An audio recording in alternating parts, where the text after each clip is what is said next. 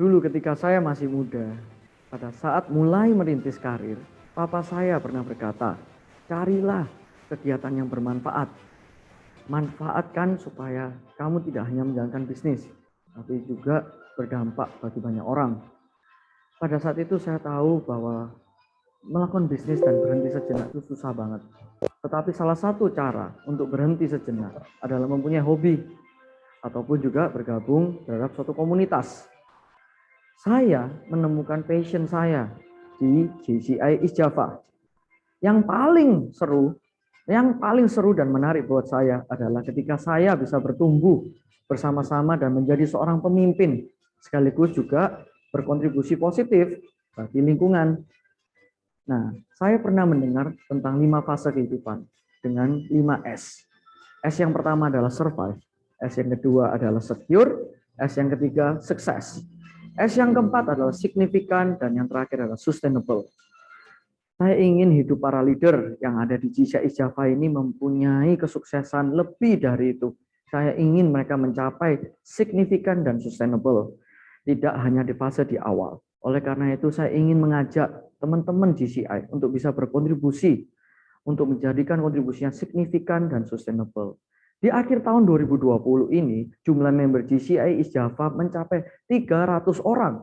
Dan tahun ini kami berjuang agar kita bertumbuh lebih banyak dan mengembangkan leader-leader muda yang luar biasa, yang hebat, agar dapat memberikan dampak lebih lagi.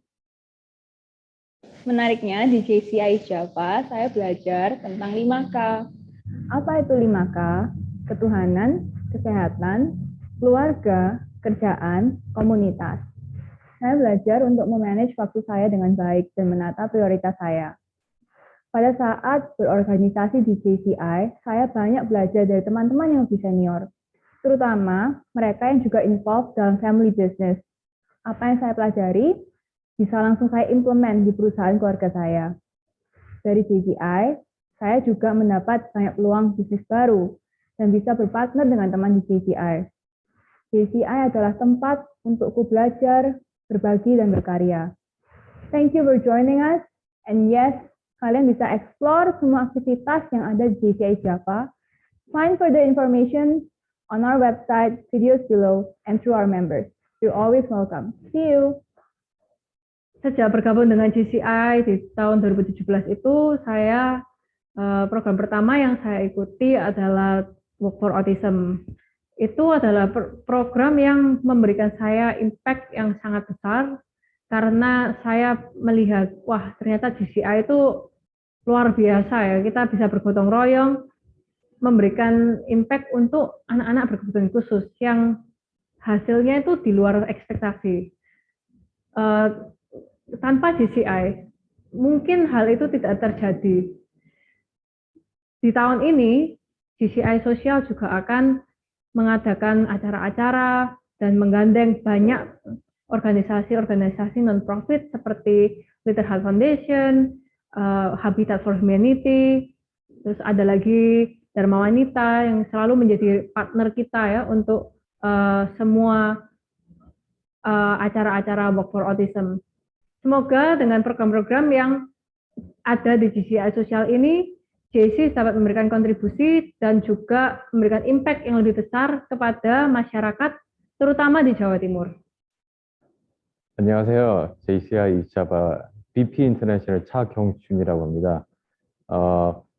저는 여기 인도네시아에 산 지 한 5년 됐고, 저는 재미교포입니다. 한국에서 태어났고, 미국에서 크다가 여기서 지금 5년 동안 살고 있는데, JCI 제가 조인한 이유는 저희 부모님 두 분 다 JCI 멤버이셨고, JCI 울산, 그리고 저는 여기에서 같은 이유로, 좋은 이유로 여기 JCI 자바를 조인하게 됐습니다. 우리 인터내셔널 필러에서는 해외 릴레이션십을 좀 더 임프루브를 하고 여러 액티비티 많이 하고 있습니다. 그래서 물론 이제 여기 domestically 인도네시아 안에서도 좋은 일 많이 하고 있고, 만약에 이 이유들이 이제 여러분들한테도 맞으시다면은 JCI Java join하시도록 하세요. 감사합니다. Tidak terasa 3 tahun saya sudah bergabung dalam GCI Java. Banyak sekali pengalaman suka yang saya dapatkan yang tidak pernah terbayangkan. Karena pada waktu awal saya berpikir GCI Java ini organisasi yang biasa-biasa. Tapi ternyata banyak sekali yang saya dapatkan pengalaman, edukasi, perkembangan diri, dan support untuk bisnis saya. Di pilar bisnis ini ada banyak program yang positif yang bisa teman-teman GCI manfaatkan. Yang pertama adalah company visit, di mana kita akan membawa teman-teman untuk mengunjungi perusahaan-perusahaan nasional dan multinasional, sehingga kita bisa mendapatkan inspirasi dan edukasi mengenai perusahaan-perusahaan yang raksasa. Yang kedua adalah high coach. Ada 20 kelas yang sahabat-sahabat GCI bisa manfaatkan untuk belajar dari coach-coach yang sudah kita seleksi, sehingga sahabat GCI bisa mendapatkan masukan maupun solusi dari problem yang ada di bisnis teman-teman. Yang ketiga adalah bisnis speed dating yang akan diadakan triwulanan, di mana sahabat-sahabat GCI bisa saling membangun networking, sehingga bisa saling membangun hal yang positif dan bisa berkolaborasi. Banyak sekali teman-teman di GCI yang mendapatkan kolaborasi yang positif antar bisnis mereka. Dengan berkolaborasi tentu bisnis kita bisa semakin cepat berkembang. Itu adalah program-program di pilar bisnis yang bisa kita manfaatkan. Selamat berkontribusi, selamat bergabung di GCI Java. Terima kasih. Saya menjadi member GCI Java selama 3 tahun terakhir ini. Di dalam 3 tahun ini saya belajar banyak sekali di dalam proyek-proyek GCI Java, bagaimana bersosialisasi dengan sesama pengusaha, dengan para profesional maupun juga dengan para mahasiswa. Di dalam proyek-proyek ini saya belajar bagaimana manage waktu saya dan juga belajar untuk mendelegasikan ke tim-tim yang ada. Dan tahun ini kita banyak di individual development, kita banyak melakukan kegiatan-kegiatan yang fun seperti olahraga lari, naik sepeda bareng, main golf bareng, archery, shooting bareng, semua kegiatan yang fun. Selain itu kita juga melakukan kegiatan yang workshop, baik yang online maupun offline, untuk belajar bagaimana memanage karyawan atau tim di perusahaan kita menjadi lebih baik lagi, dan juga kita belajar mengenai perpajakan, mengenai data manajemen, gimana kita punya data-data sales seperti data-data penjualan kita itu menjadi lebih baik lagi. Dan harapannya tahun ini dengan program-program ini, kita mengharapkan teman-teman JCI ini dapat menjadi pribadi yang lebih baik lagi. Semangat pagi, salam sejahtera, salam sehat. Saat ini Anda sedang mengikuti Jatim AI Summit Virtual Showcase GCI Java featuring SL2 Indonesia. Puji syukur kepada Tuhan Yang Maha Esa, kita semua dalam kondisi sehat dan hari ini dapat terlaksana acara puncak Project AI persembahan dari GCI East Java featuring SL2 Indonesia. Izinkan saya Aldo Adela akan menemani Anda di acara spesial pada pagi hari ini. Dan untuk para siswa dimohon untuk menggunakan format nama di Zoom yang sudah disediakan oleh tim panitia. Dan sebelum kita memasuki serangkaian acara di pagi hari ini, terlebih dahulu marilah kita bersama-sama menyanyikan lagu Indonesia Raya.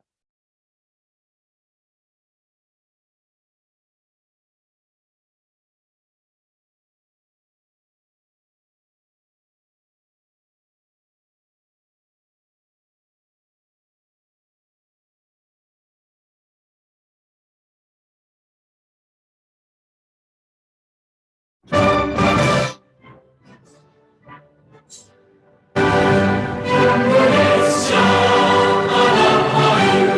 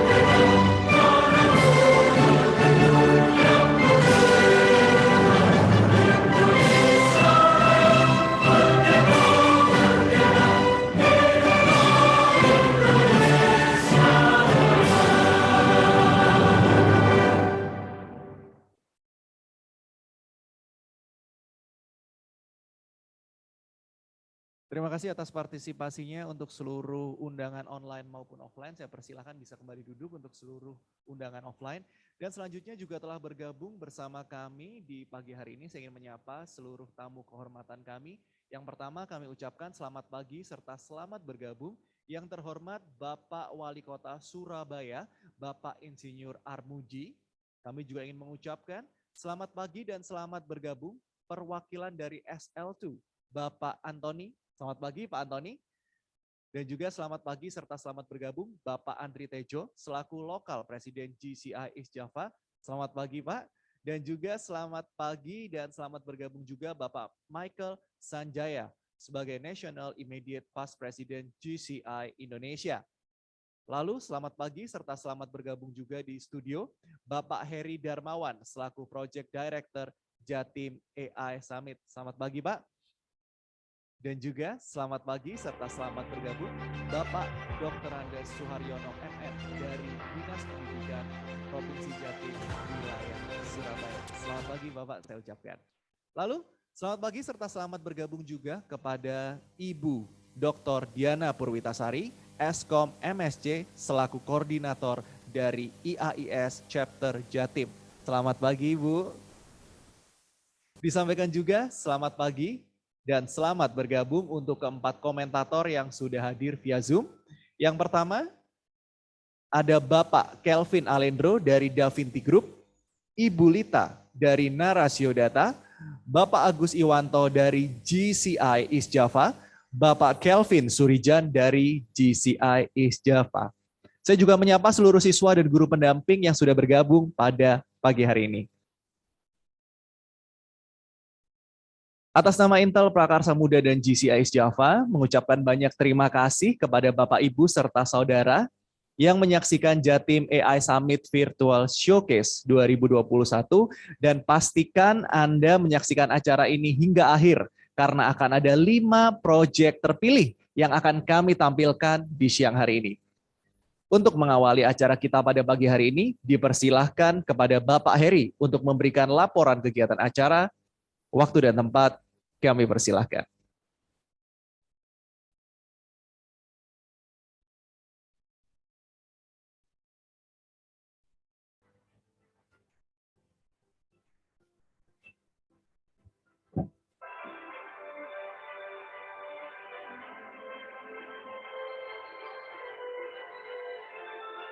Yang saya hormati Wakil Wali Kota Surabaya Bapak Insinyur Armuji. Yang saya hormati perwakilan dari Dinas Pendidikan Bapak Suharyono. Yang saya hormati Intel Director of Asia Pacific and Japan Global Partnership Mrs. Sweta Kurana yang hari ini diwakili oleh teman-teman dari SL2. Yang saya hormati National President DCI Indonesia Bro Michael Sanjaya beserta seluruh National BOD. Yang saya hormati Local President GCI East Java Bro Andri Tejo Kusuma beserta seluruh Local Board of Director. Yang saya hormati Koordinator IAIS Chapter Jatim, Ibu Dr. Diana Purwitasari Eskom MSc. Yang saya hormati para kepala sekolah dan guru pendamping peserta program Intel Prakarsa Muda 2021 Surabaya. Dan yang saya banggakan, adik-adik peserta Intel Prakarsa Muda 2021 Surabaya. Dalam kesempatan ini, izinkan saya, Heri Darmawan, selaku Project Director Program Intel Prakarsa Muda 2021 Surabaya, dari JCI East Java menyampaikan laporan terkait kegiatan yang sudah kita lalui bersama selama 6 bulan terakhir. Junior Chamber International merupakan organisasi kepemudaan di bawah naungan PBB. Member kami berusia 18-40 tahun. Fokus utama kami adalah menciptakan pemimpin-pemimpin masa depan. JCI memiliki 4 pilar yang tadi sudah kita putar videonya, yaitu individual, bisnis, sosial, dan internasional. Tahun ini pilar individual menyelenggarakan program Intel Prakarsa Muda 2021 bersama dengan Intel sebagai penyedia teknologi. Bapak, Ibu, dan saudara-saudara yang saya hormati, karena fokus kami adalah membentuk pemimpin muda masa depan, maka kami melihat bahwa teknologi artificial intelligence atau kecerdasan buatan adalah teknologi masa depan. Oleh sebab itu, saat kami diajak bergabung oleh Intel di awal tahun ini, kami menyambut baik program ini karena dapat menyiapkan talenta-talenta muda yang mampu mengidentifikasi teknologi artificial intelligence di lingkungan mereka, dan pada akhirnya dapat mengembangkan pengetahuan tersebut untuk membangun sebuah solusi yang memanfaatkan artificial intelligence dan menyelesaikan permasalahan yang ada di lingkungan mereka. Harapan kami, anak-anak muda ini akan tumbuh menjadi pemimpin-pemimpin muda yang tidak hanya mampu menjadi pemimpin yang baik, tapi juga mampu memanfaatkan teknologi dengan baik. Program ini resmi kita kick off pada bulan Mei 2021. Ditandai dengan dibukanya pendaftaran peserta, dan dari target peserta untuk Surabaya yakni 100 siswa, JCI East Java dapat memenuhi target tersebut, bahkan mengirimkan 105 siswa sebagai delegasi Surabaya untuk mengikuti kegiatan ini. 105 siswa tadi datang dari 16 sekolah yang ada di Surabaya.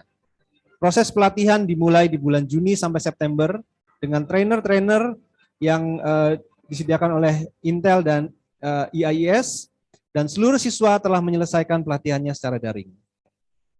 Di bulan September sampai Oktober, 105 siswa tadi dibagi menjadi 18 kelompok dan diminta untuk mengidentifikasikan permasalahan yang ada di sekitar mereka dan memberikan solusi dengan menggunakan teknologi artificial intelligence yang sudah mereka pelajari sebelumnya. Dan hari ini, 5 proyek akan dipresentasikan ke hadapan Bapak Ibu sebagai prototipe dari solusi yang mereka buat. 5 proyek yang dipresentasikan pada hari ini adalah dari kelompok 1 dengan judul Real Time Face Mask Detection dari SMK Negeri 2 Surabaya. Kelompok 2 dengan judul proyek Mrikso Hoax atau Fabricated News Detector dari SMK Negeri 1 Surabaya. Kelompok 9 membuat proyek dengan judul COVID-19 Healthcare Chatbot dari SMK Negeri 2 Surabaya. Kelompok 10 dengan judul proyek iStrain Monitor dari SMA Katolik St. Louis 1. Dan kelompok 13 School Automatic Attendance dari SMA Kristen Petra. Bapak, Ibu, dan saudara-saudara sekalian, selain 5 kelompok ini, juga masih ada 13 kelompok lain yang sedang menyelesaikan proyek mereka. Kami sangat bangga atas pencapaian adik-adik semua, dan kami berharap program yang singkat ini dapat membuka wawasan adik-adik serta memberikan bekal pengetahuan yang cukup untuk dapat memahami, mengadopsi, dan mengembangkan teknologi kecerdasan buatan dimanapun adik-adik berada nantinya. Saya mengucapkan selamat untuk semua siswa dan sekolah yang berpartisipasi. Kalian semua pemenang. Akhir kata, saya mengucapkan terima kasih pada tim teknologi JCI East Java. Ada Sis Lita, ada Bro Kelvin, Bro Peter, Bro Deki, Bro Kwang, Bro William, atas kerja kerasnya selama hampir 6 bulan ini di sela-sela kesibukan mereka dengan bisnis masing-masing. Terima kasih juga kami ucapkan kepada Local Board of Director JCI East Java, Local Presiden, Secretary General, para PAS Local Presiden, dan semua senator, serta member-member JCI East Java yang tidak dapat saya sebutkan satu persatu. Kontribusi kita semua bagi program ini semata-mata demi masa depan yang lebih baik lagi. Salam JCI.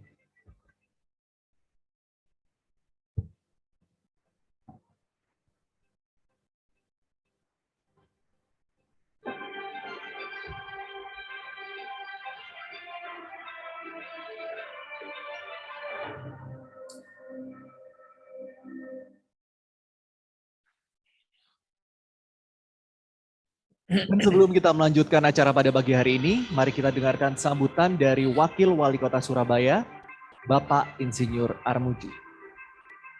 Assalamualaikum warahmatullahi wabarakatuh. Shalom, Om Swastiastu, Namo Buddhaya, salam kebajikan. Saya Armuji, Wakil Wali Kota Surabaya, menyambut baik kegiatan Jatim Al Festival yang dilakukan oleh Intel dan JCI East Java. Di era masa pandemi ini, teknologi akan memainkan peran yang cukup penting dalam mendukung aktivitas sehari-hari yang akan berdampak pada pertumbuhan ekonomi. Dengan artificial intelligence yang kecerdasan buatan, banyak hal yang dapat diakselerasi untuk mendapatkan hasil yang lebih cepat. Perkembangan teknologi tidak dapat dibendung, dan saat-saat ini perkembangan sudah jauh lebih cepat dibanding masa sebelumnya. Dengan adanya kegiatan ini, kami berharap siswa-siswa yang terlibat dalam program ini bisa mendapatkan suatu pengetahuan tentang artificial intelijen, dan dapat mengembangkan pengetahuan yang mereka miliki di kemudian hari. Dimanapun mereka berada, akhir kata, saya sampaikan selamat seluruh siswa yang berpartisipasi dalam kegiatan ini dan melalui menyelesaikan proyek akhirnya. Semoga apa yang sudah dipelajari melalui program bisa membawa suatu manfaat dan keberkahan bagi bangsa dan negara kita. Sekian, wassalamualaikum warahmatullahi wabarakatuh. Om Swastiastu, Namo Buddhaya, salam kebajikan.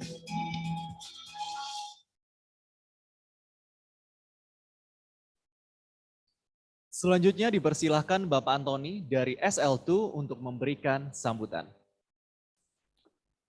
Baik, terima kasih semuanya. Selamat pagi. Yang saya hormati Wakil Wali Kota Surabaya, Bapak Insinyur Haji Armuji, MH, Koordinator Pengawas Dinas Pendidikan Provinsi Jawa Timur, Bapak Dr. Andes Soeharyono, MM. Terima kasih banyak atas waktunya untuk menghadiri acara Puncak Intel Prakarsa Muda di Kota Surabaya secara virtual pada hari ini. Yang saya hormati National Presiden JCI Indonesia, Bapak Michael Sanjaya, Bapak Andri Tejo Kusuma selaku Local Presiden JCI East Java, National Treasurer JCI Indonesia, Bapak Felix Susanto, EVP JCI East Java, Bapak Agus Suwanto, rekan seperjuangan saya yang saya hormati, Ibu Dr. Diana Purwitasari Eskom MSc, Koordinator Indonesia AI Society Chapter Jawa Timur, dan yang saya banggakan tentunya Project Director Bapak Heri Darmawan dari JCI East Java dan segenap jajarannya yang telah mensukseskan keseluruhan program Intel Prakarsa Muda ini dengan sangat baik. Dan para peserta didik, mitra sekolah, para orang tua yang telah mendukung, dan seluruh hadirin yang tidak dapat saya sebut satu persatu. Pada kesempatan ini saya ingin mengucapkan terima kasih banyak kepada seluruh pihak yang terlibat dan mendukung program Intel Prakarsa Muda ini. Program ini merupakan program pertama di Indonesia dan dimulai di Kota Surabaya yang terkenal sebagai Kota Pahlawan. Keberhasilan program ini telah membuktikan bahwa semangat perjuangan bangsa ini harus dilanjutkan dengan semangat yang penuh inovasi, selalu membuka diri untuk belajar hal baru sehingga memiliki daya saing secara global. Maka sudah tepat bila program ini diberi nama Intel Prakarsa Muda yang bercita-cita menghadirkan pionir-pionir baru untuk kemajuan bangsa. Demikianlah tujuan dari Intel Prakarsa Muda yang kami harapkan dapat menjadi pemicu inovasi dan pembangunan talenta muda yang siap berkontribusi untuk Kota Surabaya. Seperti yang kita ketahui, kecerdasan artifisial akan menjadi kunci percepatan transformasi digital, enabling teknologi yang membuka berbagai peluang tanpa batas untuk kebaikan bangsa. Dimulai dari terciptanya lapangan kerja baru yang bernilai tinggi, munculnya startup dalam ekonomi kreatif, hingga disrupsi industri yang merubah tatanan masyarakat dan gaya hidup. Dengan semangat tersebut, saya bersama dengan rekan-rekan JCI Java yakin dapat menginisiasikan satu peran yang memberikan langkah awal bahwa teknologi kecerdasan artifisial adalah untuk semua, tidak memandang umur, dan bisa dimulai sejak dini. Yang utama adalah keinginan dan tekad untuk belajar. Hari ini kita buktikan bahwa adik-adik peserta didik ini adalah seorang pioner, prakarsa muda yang sedemikian luar biasa mengikuti keseluruhan program hingga akhir dan membangun showcases yang akan kita saksikan hari ini. Tentunya langkah pertama yang membanggakan ini merupakan hasil dukungan dari para mitra sekolah, para guru, dan orang tua yang telah mendukung kegiatan ini. Kegiatan ini merupakan pertama di Indonesia dan kerja keras yang kita saksikan selama menjadi inspirasi untuk kita semua agar dapat terus dilanjutkan dan lebih baik. Mengembangkan satu model yang dapat diskalakan lebih masif untuk inklusivitas pembelajaran teknologi kecerdasan artifisial yang lebih luas untuk bangsa. Hari ini JCI Java kembali membuktikan sebagai organisasi pemuda di Jawa Timur yang luar biasa dalam memberikan dampak kepada masyarakat. Kegiatan ini juga didukung oleh Indonesia AI Society yang senantiasa memberikan masukan-masukan penting. Kami harap JCI Java dan IAIS Chapter Jawa Timur bersama dengan pemerintah Kota Surabaya dapat bersinergi dan kemudian berkolaborasi membentuk suatu ekosistem dari akar rumput yang kokoh untuk kemajuan teknologi dan ekonomi kreatif di Surabaya. Kami melalui Intel Prakarsa Muda sangat antusias untuk mendukung, meminjam petikan dari Ki Hajar Dewantara, Ingarsa Sing Tuluda, Ing Madya Mangunkarsa Tuturi Handayani. Di depan memberi contoh, di tengah membangun kemauan dan niat, di belakang memberi dorongan dan semangat.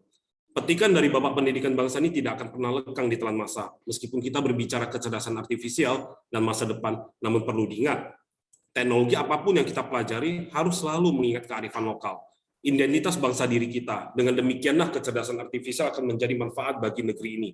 Teknologi yang selalu sensitif untuk kebutuhan bangsa, Disinilah seluruh esensi dan tujuan dari Intel Prakarsa Muda ini dibangun bersama dengan JCI Java dan Indonesia AI Society.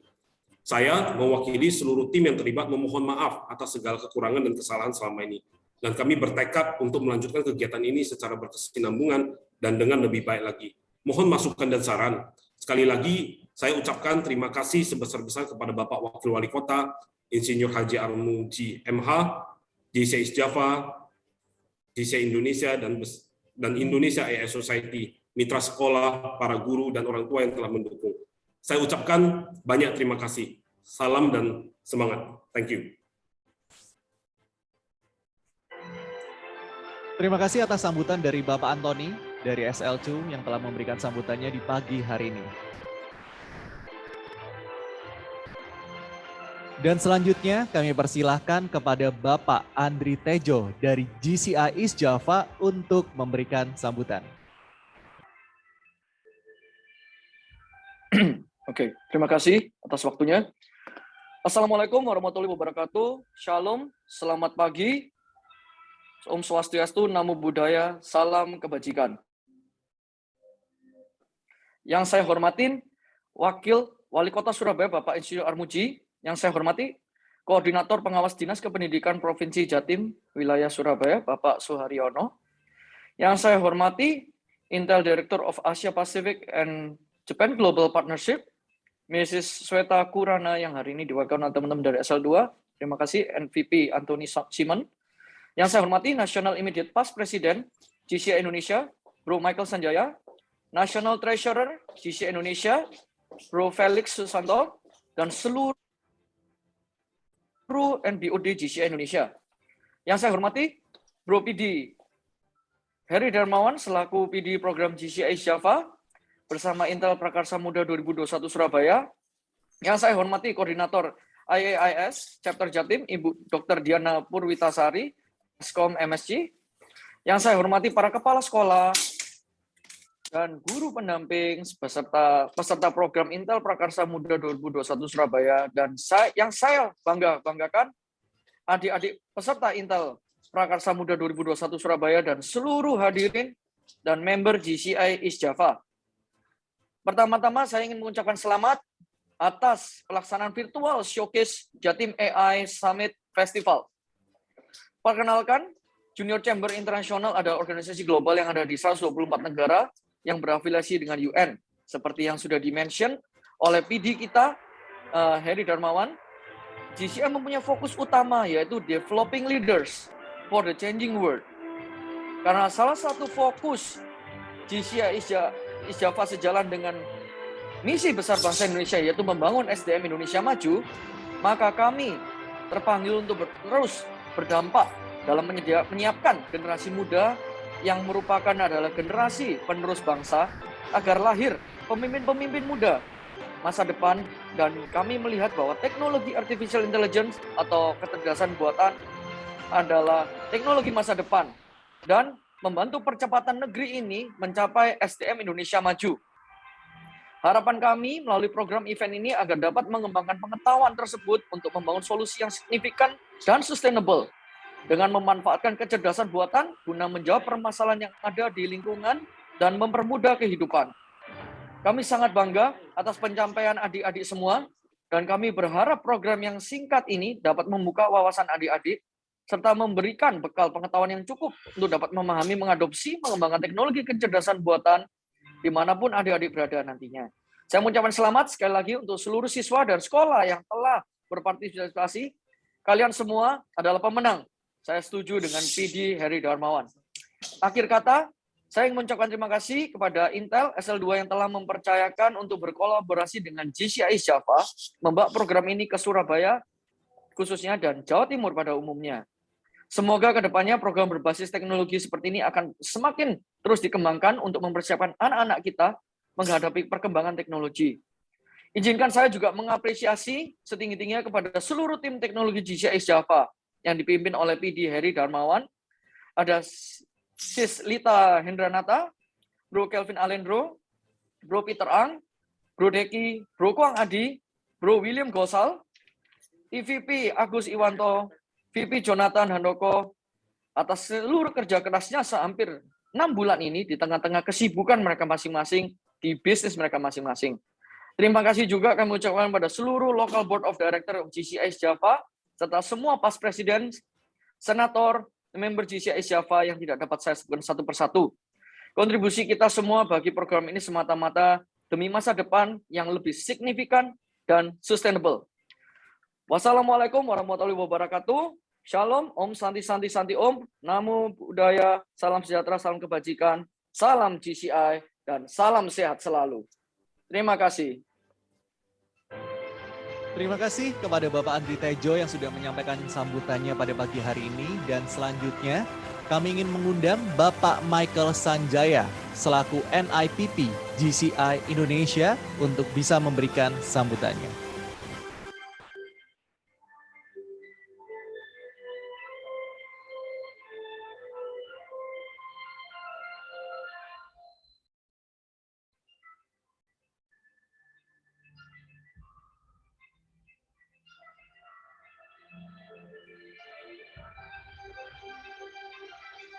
Selamat pagi, salam sejahtera untuk kita semua. Yang terhormat Wakil Wali Kota Surabaya Bapak Insinyur Armuji, yang saya hormati Koordinator Pengawas Dinas Pendidikan Provinsi Jawa Timur, Wilayah Surabaya Bapak Suharyono, yang saya hormati Intel Director of Asia Pacific and Japan Global Partnership, Mrs. Sweta Kurana, yang hari ini diwakili oleh teman-teman dari SL2, yang saya hormati Local Presiden GCIS Java, Bro Andri Tejo, National Board of Director, Local Board of Director, dan para member semuanya. Yang saya hormati Bro Heri Darmawan selaku Project Director Program GCIS Java bersama Intel Prakarsa Muda 2021 Surabaya. Yang saya hormati Koordinator IAIS Chapter Jatim Ibu Dr. Diana Purwitasari. Yang saya hormati para kepala sekolah dan guru pendamping peserta program Intel Prakarsa Muda 2021 Surabaya. Dan yang saya banggakan adik-adik peserta Intel Prakarsa Muda 2021 Surabaya dan seluruh hadirin yang hadir baik offline maupun online pada hari ini. Pertama-tama saya mengucapkan selamat atas terlaksananya Virtual Showcase GCI Jatim AI Festival. Dan terima kasih kepada GCIS Java yang telah mengadakan acara ini. Dengan acara ini, GCIS Java telah mengembangkan AI dari usia dini, dan GCIS Java telah membuat impact dari usia dini, dan pada dasarnya adalah dari teman-teman adik-adik ini yang masih berusia muda. Akhir kata, semoga apa yang adik-adik lakukan dapat membanggakan keluarga dan bangsa Indonesia. Saya ucapkan selamat dan sukses selalu. Terima kasih.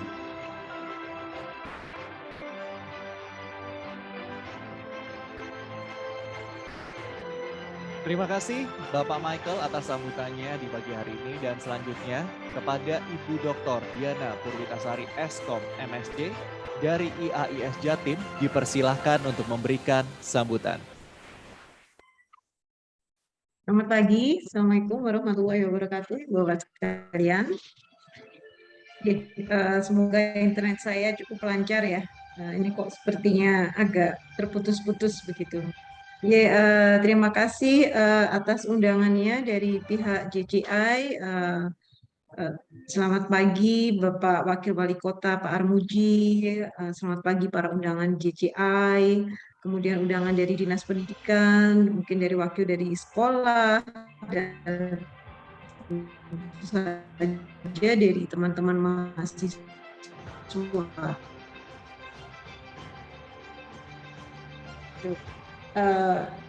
Yang pasti kami dari IAIS Jawa Timur khususnya yang sebagian besar mendukung dalam kegiatan pelatihan tersebut.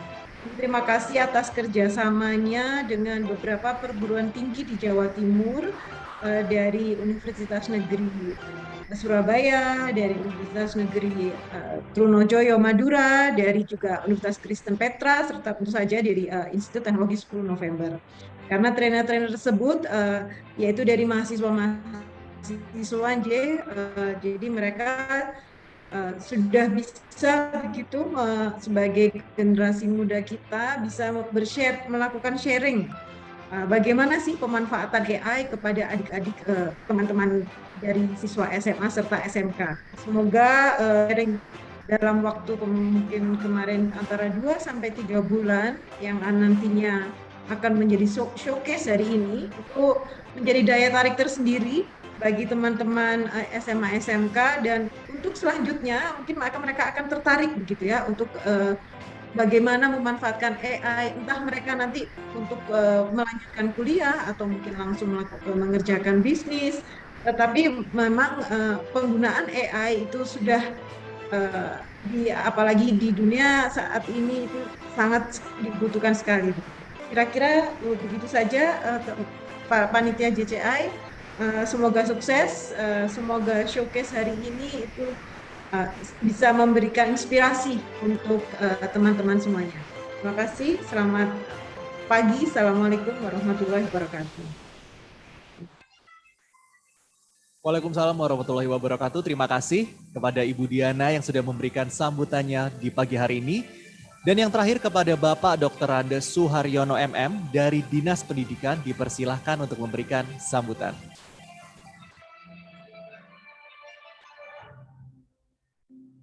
Ya, baik, terima kasih. Assalamualaikum warahmatullahi wabarakatuh. Selamat pagi, selamat sejahtera. Yang saya hormati Bapak Wakil Wali Kota Surabaya, yang saya hormati Bapak atau Ibu Presiden Nasional JCI Java, yang saya hormati para kepala sekolah dan guru, serta para siswa semuanya yang saya hormati. Dan yang saya hormati kepada Bapak Ibu Kepala Instansi yang mengikuti kegiatan.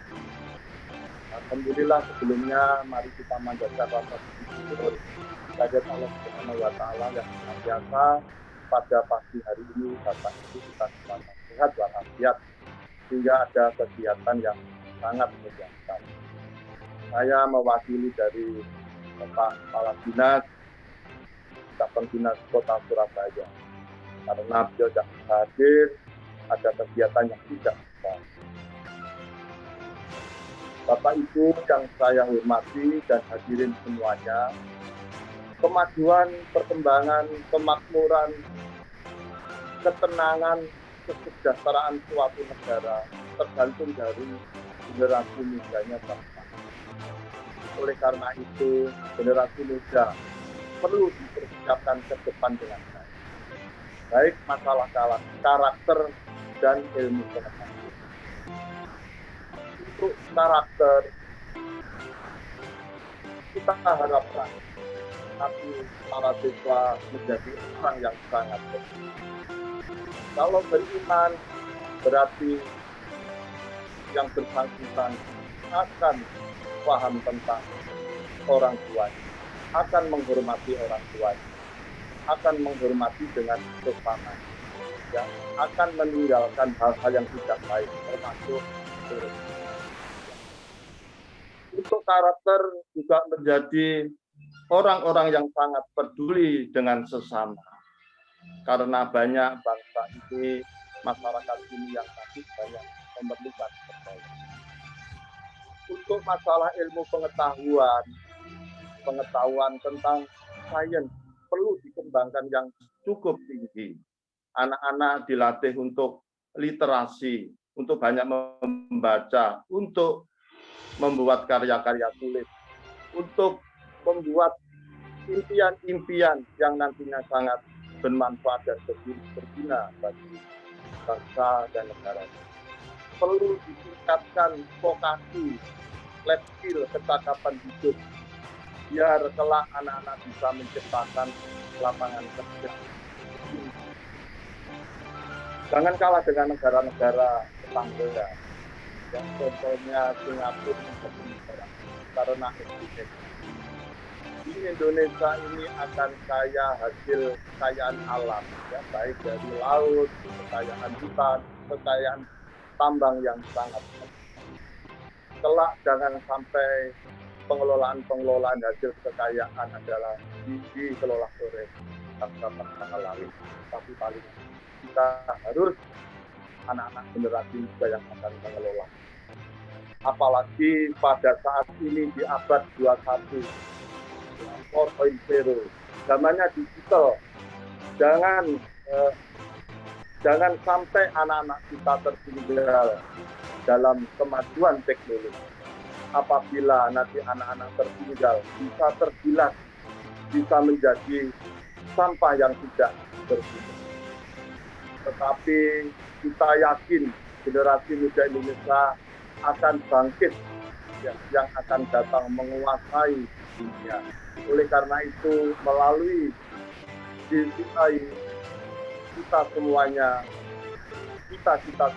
anak-anak kita adalah saya kira cukup sekian saja sambutan dari saya mewakili Dinas Pendidikan. Mudah-mudahan sangat bermanfaat, dan saya sampaikan selamat kepada anak-anak ini, selamat kepada Bapak Ibu Kepala Sekolah dalam pelaksanaan kegiatan.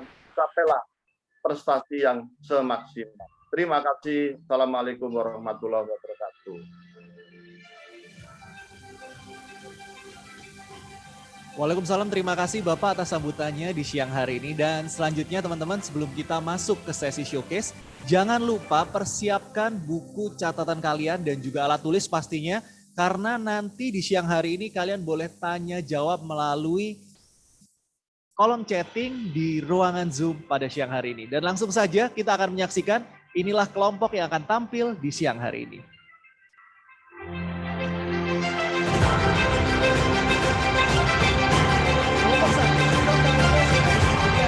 SMKN 2 Surabaya.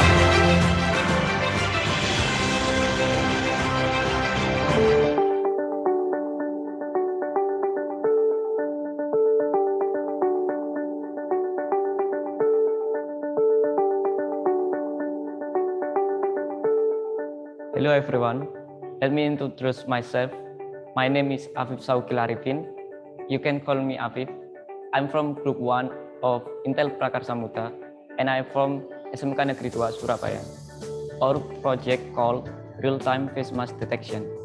This project have a goal which is for detecting a face with mask for making it easier to detect it in real time, because it makes easier for monitoring and detecting at public area with large scale in real time, especially during this pandemic situation that must wearing a mask when we are going to public area or going to outside.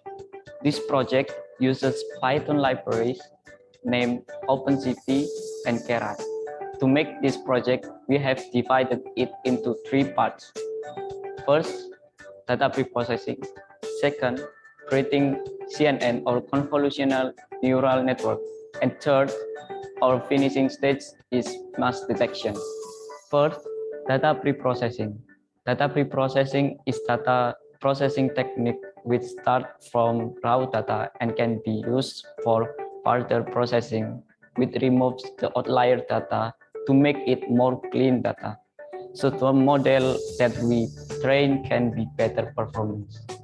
Second is CNN or convolutional neural network, which is next step after pre-processing the data, where the creating CNN process is used to detect or recognize object in the image and conduct model to train it. And lastly, mask detection is the last part in this process. The model that previously has been trained in the second stage and model with high accuracy is selected. After that, we are testing it by capture image from our camera device. Because our method is small scale or medium scale, I hope this project can be developed further and continuously, and it can be developed for large scale at public area. That's all from me. Thank you. We hope this project can help to reduce this COVID-19 pandemic.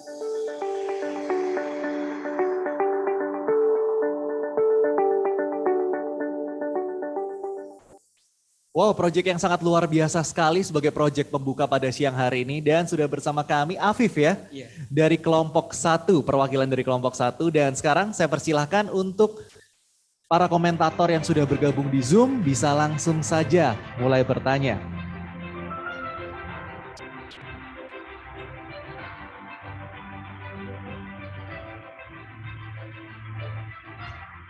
Kepada Bapak Kelvin Alendro, kami persilahkan. Oke, baik. Terima kasih untuk kesempatannya. Thank you sudah presentasi ya, Afif ya, Mas Afif. Thank you, sangat menarik sekali ya untuk projectnya yaitu mass detection. Pertanyaan dari saya adalah apakah untuk mass detection ini bisa diaplikasikan untuk perihal lain ya? Mungkin ada implementasi lain yang memungkinkan yang sudah dipikirkan oleh Mas Afif selain mass detection ini, apakah bisa digunakan selain mungkin di kerumunan ya, mungkin ini sangat bermanfaat sekali ketika ada di kerumunan dan kita mau cek siapa yang tidak mematuhi protokol kesehatan seperti itu. Tapi selain itu apakah ada implementasi lain yang mungkin bisa dimanfaatkan dari program yang sudah dibuat oleh Mas Afif? Mungkin itu saja pertanyaan dari saya. Terima kasih untuk Bapak Kelvin, silakan Afif. Ya, untuk pengimplementasian dari proyek ini itu bisa dikembangkan, mungkin ditambahkan dengan yang namanya kan kalau kita di trace yang namanya real time face mass detection kan cuma nge-trace kan orang yang pakai masker atau yang tidak pakai masker. Jadi untuk misal ditambahkan suhu badan dari perseorangannya untuk di trace untuk face mask detection ini sangat memungkinkan dengan menambahkan baris code atau baris codingannya lagi. Cukup? Baik, bisa ditambahkan untuk ngecek suhu badan gitu ya jadi ya. Oke, selanjutnya saya persilahkan untuk Ibu Lita bisa menyampaikan pertanyaannya. Oke, thank you. Luar biasa ya. Presentasinya luar biasa, bisa menyampaikan. Saya ada satu pertanyaan. Jadi pertanyaan saya, tadi kan saya lihat di demonya itu cuma satu ya, bisa rekognisi orang dengan Mas ya. Apakah dari timnya Kak Afif udah pernah mencoba kalau misalnya kita aplikasinya lebih dari satu orang, beberapa orang, apakah udah pernah coba ya? Gimana akurasinya? Itu sih pertanyaan saya. Terima kasih. Ya, untuk implementasi yang udah saya buat itu sebelumnya udah saya coba. Jadi satu kamera itu bisa mengcapture atau menangkap kamera itu yang saya coba itu 2 orang. Jadi akurasinya ya lumayan sih. Itu tergantung dari minimum dari komputer yang atau laptop yang udah di project udah di running code atau dari project yang sudah saya buat. Oke, baik, jadi sudah bisa deteksi 2 ya, iya. Tapi tergantung spesifikasi laptopnya. Iya. Nanti kalau di-upgrade spesifikasinya bisa ditambah lagi gitu ya? Iya. Oke, luar biasa. Dan selanjutnya saya persilahkan untuk Bapak Agus Iwanto. Halo, selamat pagi. Pertanyaan saya untuk mass detection ini, kira-kira waktu pemeriksaan, jadi kalau misalnya ada 2 orang itu hadir, misalnya dilihat dari kapasitas komputernya itu, ada nggak kira-kira itu bisa scale up-nya itu sampai berapa banyak orang gitu. Jadi kalau misalnya kita taruh, misalnya saya taruh di airport for example, atau misalnya ke hotel-hotel, kira-kira itu langsung kemungkinan untuk menangkap beberapa orang itu seberapa jauh ya? Oh ya, jadi untuk skill up-nya ya, dari video presentasi yang sebelumnya yang saya bilang itu, jadi metode yang saya buat itu memang tergolong memang tergolong small skill atau medium skill. Jadi untuk large skill itu masih belum. Jadi untuk skala besar itu masih belum. Jadi untuk yang saya buat itu masih dalam skala yang masih kecil gitu. Oke, baik. Baru jadi prototipe untuk skala kecil dan medium ya? Iya. Oke, terima kasih. Dan selanjutnya untuk Bapak Kelvin Surijan, saya persilahkan. Oke, terima kasih Afif, luar biasa sekali. Saya tadi lihat presentasinya cukup terkesan sekali sampai merinding juga. Nah, saya ada 2 pertanyaan. Yang pertama itu kan FaceMac ini beberapa macam ya variasinya. Itu gimana cara mengenalinya? Apakah dengan sisi depan aja atau kalau misalnya orangnya jalannya cepat gitu atau harus stop gitu bisa diidentifikasi ya. Nah, mungkin kalau ke depan mungkin sambil jalan juga bisa lebih bagus juga. Kemudian pertanyaan kedua, untuk selama tim kalian memproses ini, apakah ada kendala-kendala dari pemrograman awal-awal itu, apa hambatan-hambatan atau tantangan yang kalian alami? Jadi kita juga kepingin tahu, karena proses kan cukup lama, kita juga menemani, membina selama beberapa bulan, ada pertemuan-pertemuan. Namun dari source-source yang ada, sama kerjasama dengan tim, mungkin bisa diceritakan sedikit kepada kami. Oke, thank you. Semangat terus. Kendala sih memang ada sedikit kendala untuk akurasinya. Jadi akurasi pas waktu kita training itu ya cukup lama sih pas awal itu.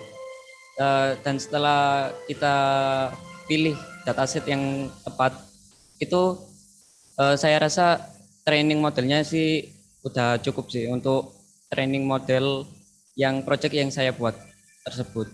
Tapi untuk yang akhir-akhir ini sih projectnya saya rasa sih sudah cukup. Baik, tadi mungkin pertanyaan pertama belum terjawab ya. Jadi misalnya untuk scanning orang harus hold, stay on the scannernya atau sambil jalan langsung bisa ke-detect. Benar begitu Bapak ya? Iya betul. Iya, Kedepannya untuk, mungkin bisa canggih. Apa namanya yang ngedeteksi wajah seseorang itu kita bisa kan sesuai namanya real time. Jadi kita melewati kamera itu kita bisa di-trace sama yang namanya si projectnya itu. Jadi nanti kalau kita lewat dari kamera yang udah dikasih program AI-nya itu yang berupa real time face mask detection, kita bisa nge-trace orang ini itu pakai masker atau tidak pakai masker gitu. Oke, cukup? Cukup. Oke, dan pastinya masih bisa dikembangkan lagi ya fitur-fiturnya ya? Iya. Wow, luar biasa. Boleh kita berikan aplaus terlebih dahulu untuk kelompok 1, Afif yang sudah menyampaikan proyeknya dan menjawab pertanyaan dari para komentator. Terima kasih Afif. Yes. Dan selanjutnya kita akan saksikan inilah kelompok berikutnya.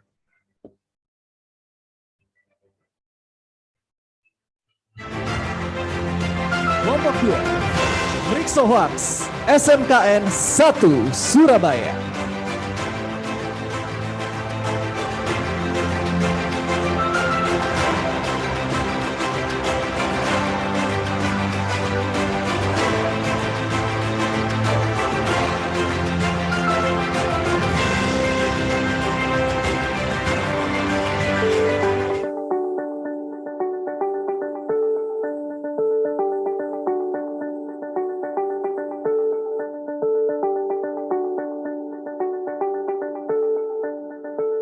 Hello, my name is Steven and I'm from Group 2. I'm from SMKN 1 Surabaya. Hello everyone. As you might know, in this era, it's very easy to spread information and news everywhere. But that includes the fake ones too. There are some people out there that might unintentionally or intentionally mislead their audience to gain more clicks. And this needs to stop. Hi, my name is Steven and I introduce to you Mixohoax, a tool for helping people detect between the real and the fake.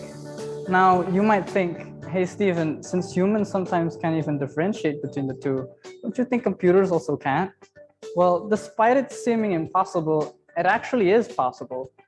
Our AI, trained with over 20,000 news articles, can learn how the two are different. It wasn't easy at first, as we didn't know anything about AI, and we had to learn all of this from the start. And with our tool, we hope that people around the world would be able to differentiate between as well from real and fake news. Even I didn't believe that this was possible, but it turns out that given the right tools, computers are also able to do better than us sometimes. I was glad that my school was chosen to be part of this program, as I always wanted to learn AI, and this program helped get started on it. After our project, I hope that the horizons of AI continue to grow and continue to make the impossible possible. Thank you for your attention.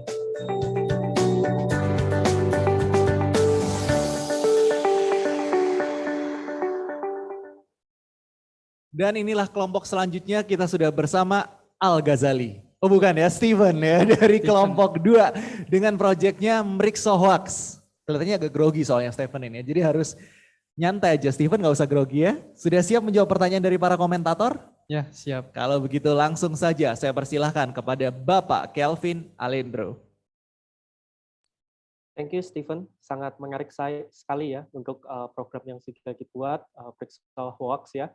Pertanyaan saya adalah untuk berita yang diperiksa ini, apakah harus isunya sudah pernah ada dimasukkan ke database terlebih dahulu dan dilakukan machine learning?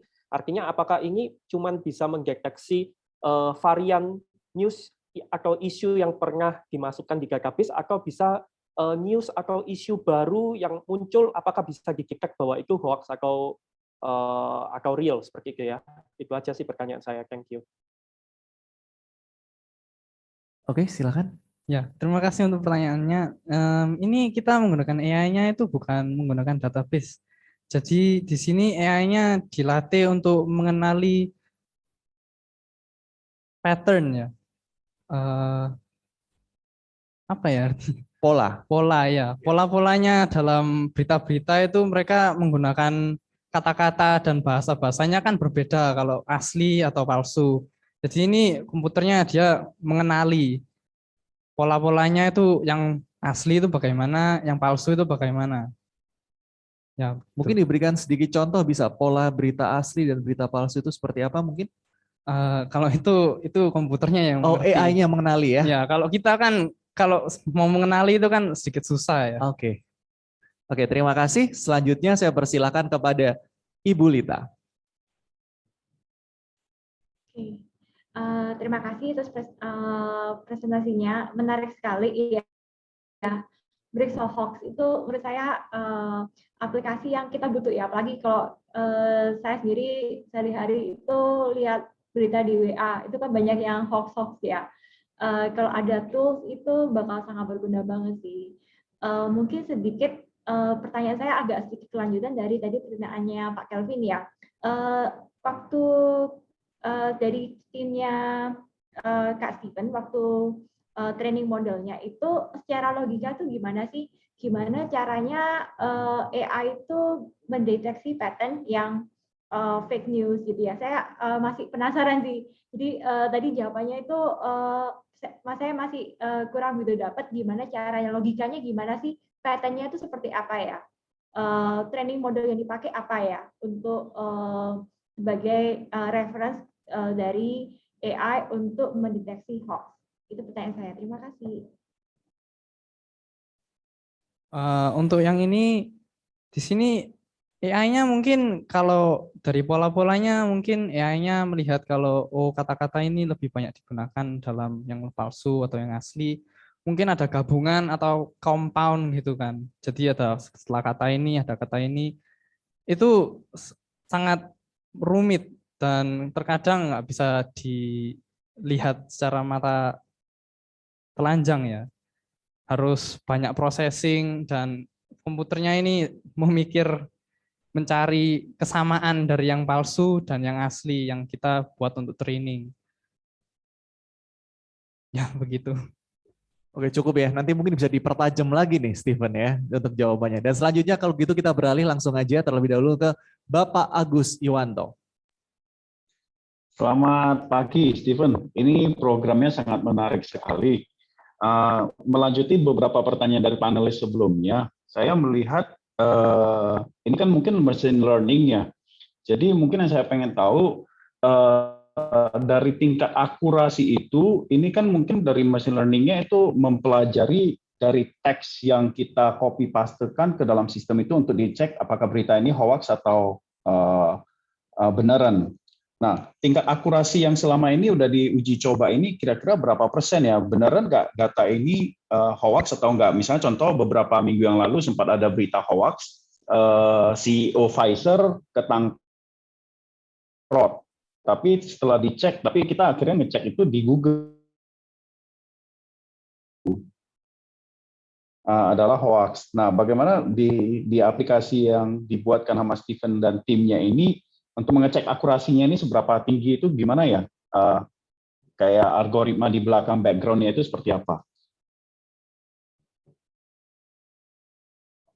Ya, untuk akurasinya sekarang kan artikel yang dipakai masih bahasa Inggris ya. Soalnya mencari untuk yang bahasa Indonesia sedikit lebih susah. Dan untuk sekarang kita menggunakan artikel yang bahasa Inggris. Dan sekarang juga masih supportnya hanya artikel aja. Nggak bisa kalau gambar atau berita-berita pendek aja. Biasanya artikel yang panjang, biasanya lebih daripada beberapa paragraf. Dan di sini akurasinya ya lumayan tinggi, mungkin ada beberapa yang bisa salah tangkep atau salah prediksi, tapi akurasinya lumayan tinggi, di sekitar 90% untuk sekarang. Dan ya begitu. Wow, luar biasa 90%. Tapi mungkin saya bisa menambahkan dari pertanyaan para komentator, mungkin yang dimaksud pattern-nya tadi itu mungkin logiknya, algoritma apa yang kamu pakai nih untuk mengenali berita-berita itu? Oh, Silakan. untuk algoritmnya kita menggunakan passive aggressive classifier. Ini merupakan classifier yang sedikit rumit ya, dan matematika di belakangnya itu algoritmanya sangat membingungkan. Saya sendiri tidak terlalu mengerti, tapi saya hanya mengikuti saja.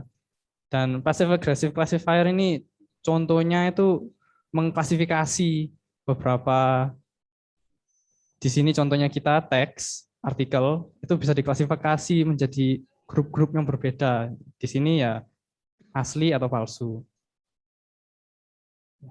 Oke, terima kasih. Selanjutnya saya persilahkan untuk Bapak Kelvin Surijan. Oke, terima kasih. Untuk ini saya komennya, namanya sih semestinya sudah cukup menarik ya. Dan saya rasa ini seharusnya nanti bukan cuma untuk lokal aja. Jadi pertanyaan pertama, apakah program ini nanti kalau dikembangkan bisa digunakan secara internasional? Karena kan artikelnya juga untuk dari bahasa Inggris ya, kebanyakan internasional. Tapi apakah kalian bakal reach out untuk user internasional juga bisa menggunakan? Nah, itu yang pertama. Kemudian saya juga kepingin tahu apakah nanti dari semua hoax yang ada itu, apakah bisa di rating? Jadi hoaxnya itu sebanyak apa gitu. Jadi maksudnya bisa mungkin skala persentasi gitu ya mungkin. Apakah dari semua artikel yang ada kalian kumpulkan secara AI, kalau artikelnya banyak dan banyak hoax di luaran sana, misalnya dikasih rating hoaxnya ini 70% hoax gitu. Jadi apakah AI ini juga bisa memberikan rating seperti itu? Kemudian untuk computer processing, karena kan ini nanti mengumpulkan banyak artikel, apakah dibutuhkan juga komputer yang RAM-nya tinggi atau Pentium-nya tinggi gitu ya untuk kumpulkan data dan memprosesnya ini? Karena kan tadi juga pakai passive aggressive classifier ini, saya juga ingin tahu meskipun algoritmanya tadi mungkin agak susah, bisa diceritakan juga enggak siapa yang membantu, dan ya mungkin dari guru-guru yang ada dan pembimbing membantu, cuma bisa diceritakan kendala ini kan susah kan, beberapa mungkin masih belum mengerti algoritmanya. Mungkin bisa diceritakan apa yang kalian lakukan untuk overcome ini. Oke, sementara itu aja. Thank you. Oke, mungkin satu-satu dulu ya untuk pertanyaannya. Ya, satu-satu aja Bapak. Sorry agak banyak. Yang pertama tadi apa ya? Namanya Rating. untuk internasional. Oh ya, Jadi rating. dipakai untuk user internasional itu apakah possible? Oh, untuk user internasional. Namanya kan ya? keren soalnya. Mriksohox ini kan ala Jawa, tapi kayaknya dibikin keren. Mriksohox itu kayaknya bisa untuk internasional juga. Ya, memang namanya memang diplesetin aja ya. Diplesetin ya. Sekarang ini memang bisa untuk internasional, dan artikel yang digunakan untuk training ya memang artikel internasional, misalnya yang dari BBC atau CNN gitu kan ya. Dan ya memang bisa untuk internasional skalanya. Dan tadi untuk rating ya. Rating ya, rating Ya, itu sistem mungkin. rating sekarang masih belum bisa, dan karena menggunakan passive aggressive classifier tadi ya, Pasif ya. kan diklasifikasi kan. Jadi dimasukin Ya. satu kategori ya sudah. Mungkin nanti ada cara untuk dikasih persentasenya, tapi bisa dilihat ke depannya. Atau sorry kalau saya salah sedikit, mungkin juga kalau di WhatsApp seperti sosial media gitu juga kan biasanya ada masukan-masukan gitu. Mungkin bisa tahu nggak dari WA, mungkin bisa dicek kan orang-orang sembarangan forward hoax itu. Jadi dari WhatsApp atau ya untuk alat komunikasi bisa dicek juga nggak AI ini nanti dari presentasinya. Untuk AI yang ini mungkin nggak bisa ya kalau untuk berita-berita dari WhatsApp. Tapi kalau dengan data yang cukup, data yang memadai dari WhatsApp-nya, nanti pasti bisa mengecek berita untuk WhatsApp juga. Tapi untuk sekarang kita membuatnya untuk artikel-artikel di internet. Oke, bagus untuk start. Thank you. Kemudian yang tadi komputernya perlu processing yang besar nggak ini kalau gini nanti? Untuk seiring waktu? komputernya sebenarnya nggak perlu yang kuat-kuat ya. Soalnya kan di sini kan text processing dan bukan processing gambar atau video. Jadi sebenarnya nggak perlu kuat-kuat banget lah. Yang cukup aja. Oke, sip. Kendalanya terakhir yang tadi algoritmanya itu gimana? Jadi algoritmanya tadi kan susah kan dibantu, ya katanya. Susah. Yang dibantu siapa? Benar ya Pak ya? Iya, dibantu siapa sama timnya. Gimana kalian overcome problem sini? Untuk algoritmanya kita hanya mengikuti aja ya dari internet, dan itu kita udah banyak yang lain dari online itu sudah mempelajari algoritmanya. Tim saya juga membantui untuk mengenali dan mengimplementasi algoritmanya juga. Dan ada beberapa guru memang juga membantu. Oke, kalau gitu bagus sekali. Thank you, semangat terus ya. Ya. Ya, dinantikan update berikutnya. Oke, baik. Terima kasih untuk seluruh komentator di siang hari ini. Terima kasih juga Steven. Dan baiklah, kita akan saksikan inilah kelompok berikutnya.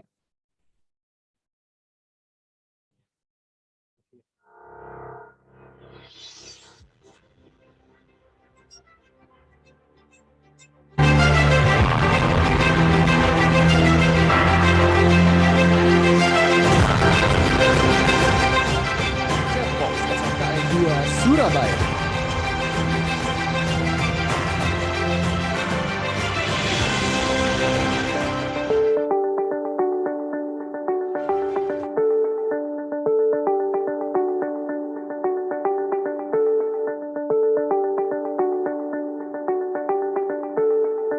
Hello everyone, I'm Ahmad Rafli Al-Azani from Team 9 of Intel Prakasa Muda student of SMK Negeri 2 Surabaya. Our project is a Telegram platform bot.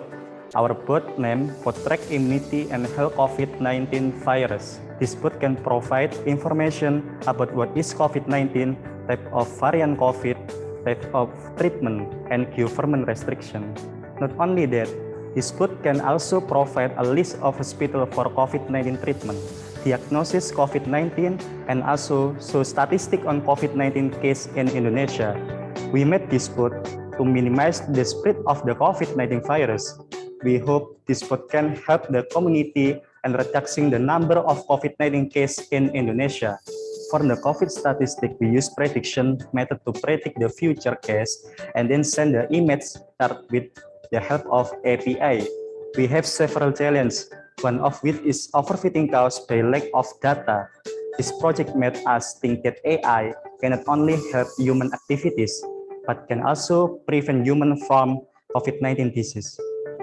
Thank you. We hope this project can help to reduce this COVID-19 pandemic.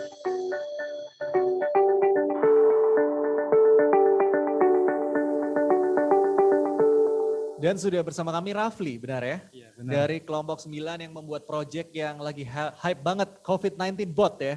Betul sekali. Kalau gitu saya langsung saja persilakan kepada Bapak Kelvin Alendro. Oke, thank you Rafli. Menarik ya untuk bikin bot ya, bot Telegram. Kalau boleh saya tahu ini untuk porsi terbesar dari AI atau machine learning-nya itu di sisi mananya ya? Dari sisi mana? Seperti itu. Itu aja sih kalau dari saya. Ya tentunya kami buat bot ini ya untuk mempermudah masyarakat. Jadi masyarakat yang misalnya apa itu kan pada saat hit-hitnya COVID-19 kan memang banyak vaskes yang penuh. Jadi ide itu kami luncurkan agar bisa masyarakat itu melakukan screening mandiri apakah dia terkena COVID atau tidak. Jadi tidak perlu ke vaskes. Jadi kita analisa dulu menggunakan bot ini. Kemudian bila memang persentase COVID-nya tinggi, maka akan diarahkan ke rumah sakit sesuai dengan provinsi yang pengguna gunakan. Seperti itu. Oke, luar biasa. Dan selanjutnya, saya persilahkan kepada Ibu Lita. Terima kasih, presentasinya ini very useful banget ya kalau saya lihat alatnya ya. Apalagi waktu saya ingat hype-nya di Indonesia bulan Juli, Agustus itu, kalau misalnya kita udah ada chatbot ini, menurut saya bakal banyak banget gunanya dan bakal banyak banget dipakai oleh masyarakat. Karena biasanya kita tuh ngeliatnya dari WA, cari info, misalnya cari tabung oksigen segala macam. Ini tinggal ngechat, udah bisa dapat infonya ya. Ada satu pertanyaan saya, ini challenge-nya untuk mengumpulkan informasi itu gimana ya? Gimana caranya dari Kak Raffi untuk melihat mana sih informasi akurat dan challenge-nya untuk nge-train datanya itu seperti apa ya? Itu boleh diceritakan ya. Terima kasih. Jadi untuk pembuatannya ini memang kita membutuhkan revisi berkali-kali ya karena berkaitan dengan informasi pemerintah tentunya. Jadi kita ambil data itu dari sumber yang terpercaya, kemudian kita input di bot Telegram-nya. Kemudian untuk pengolahan bahasanya kita menggunakan NLP. Kemudian untuk pengolahan prediksinya, jadi kita kan memprediksikan beberapa hari ke belakang dan beberapa hari ke depan itu kita menggunakan Seagit. Jadi gitu. Wow, luar biasa. Dan selanjutnya, saya persilahkan kepada Bapak Agus Iwanto. Terima kasih. Ini tadi saya perhatikan proyeknya sangat menarik dan sangat relevan dengan keadaan kita saat ini.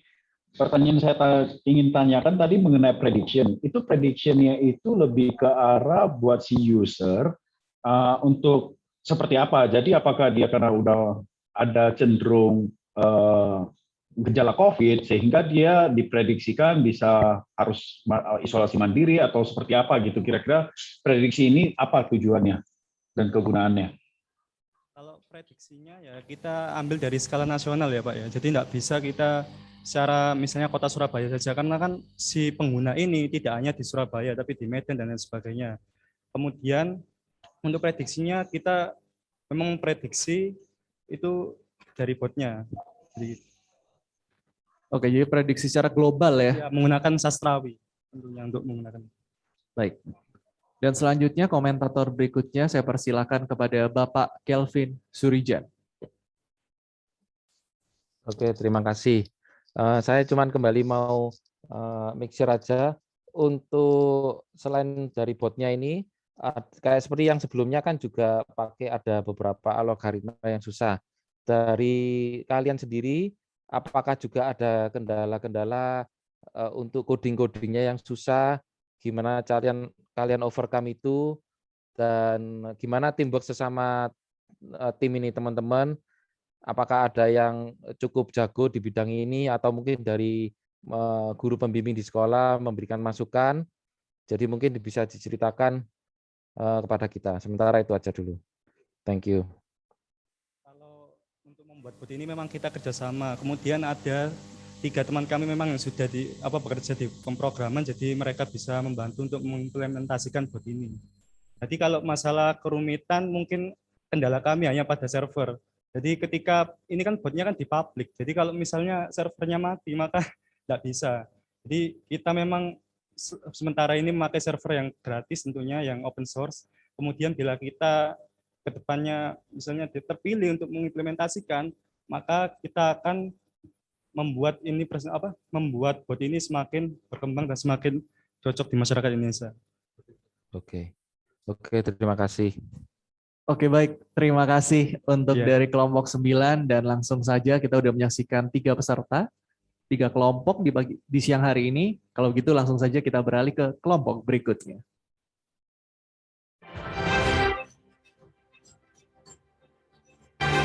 Kelompok 10 SMAK Sinlui 1 Surabaya.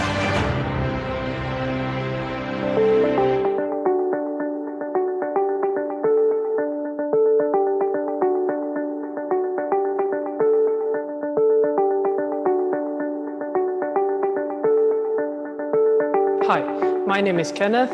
I am from Group 10 and I'm representing my school, St. Louis Catholic Senior High School.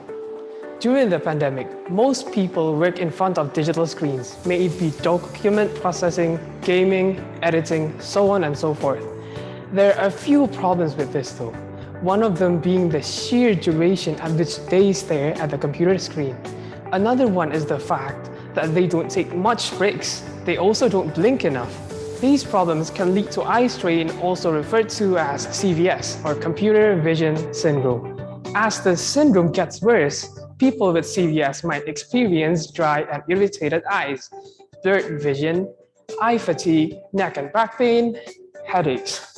After doing some research ourselves, we found a fairly simple solution, the 20-20-20 rule. This rule tells you to take a 20-second break every 20 minutes by looking at a spot 20 feet or 6 meters away. Together with the increase of the digital display demand, we thought that this would be the perfect time to usher an innovation that would solve the computer vision problem. After some discussion, we came up with an application that can, 1, track the time since the user last blinked, the number of blinks the user has done, the last time the user has taken a break, and for how long did they take that break. We decided to pick a Python library that is widely used for computer vision. It provided us with the landmarks necessary to create a bounding box on the eyes. We then proceeded to pre-process the video before sending it to our model. After trial and error, we found that VGG19's image pre-processing function works pretty well with our model. In the end, we reached a validation accuracy of 96%. We hope that in the future, our project can be further developed in order to usher a better quality of life for everyone. Thank you for listening to this explanation. I hope that you're enthused to learn more about AI and innovate so as to help support this generation and the generations to come.